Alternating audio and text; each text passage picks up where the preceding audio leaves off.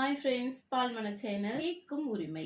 எரிகோவில் வந்து பத்திமைன்னு சொல்லிட்டு ஒரு குருடர் இருந்தாருங்க. அங்கே நிறைய குருடர்கள் வந்து அந்த வழி அருகே உட்காந்து பிச்சை வந்து கேட்டுட்டு இருந்தாங்க. அந்த வழி அருகே ஏசப்பாவோட அவரோட சீஷர்களும் வந்து போனாங்கங்க.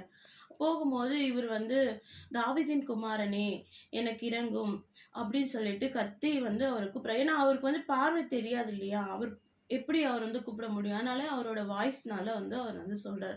உடனே அங்க இருக்க ஜனங்கலாம், "ஏன் கத்தாத, நீ அமைதியா இரு" அப்படின்னு சொல்லிட்டு அதட்டுறாங்க. அப்ப திரும்பி என்ன பண்றாரு, அவர் சத்தமா வந்து அவர் ஏசப்பா கேட்கணும்னு சொல்லிட்டு, "தாவீதின் குமாரனே எனக்கு இரங்கும்" சொல்லி ரொம்ப சத்தமா அவர் கேட்கனோனே, ஏசப்பா பாருங்க அவரோட குரல் வந்து கேட்டுடுச்சு. கேட்டவுடனே அவர் வந்து நின்று அவங்க சீஷர் கிட்ட சொல்றாரு, "அவர் போய் இட்டுட்டு வாங்க" அப்படின்னு சொன்னவுடனே அவர் வந்து கூட்டிட்டு வராங்க. கூட்டிட்டு வந்தோனே ஏசப்பா கேட்குறாங்க, "நான் உனக்கு என்ன செய்ய வேணும்னு?" சொல்லி ஏசப்பா கேட்குறாங்க.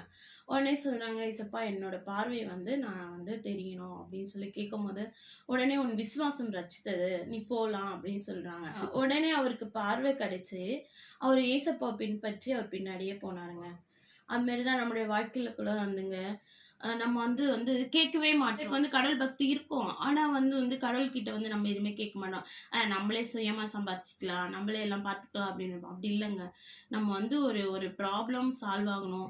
ஒரு வேளை ஒண்ணு நடக்கணும். நம்ம பிள்ளைங்களுக்கு ஏதாவது ஒரு நல்லது நடக்கணும் அப்படின்னு நினைச்சோம்னா, ஏசப்பா கிட்ட வந்து விசுவாசத்தோட கிட்ட ஒரு வார்த்தை நம்ம ஜெபம் பண்ணி கேட்டீங்கன்னா, நம்பிக்கையோட கேட்டீங்கன்னா, கண்டிப்பா ஏசப்பா உங்களுக்கு செய்வாருங்க. God bless you.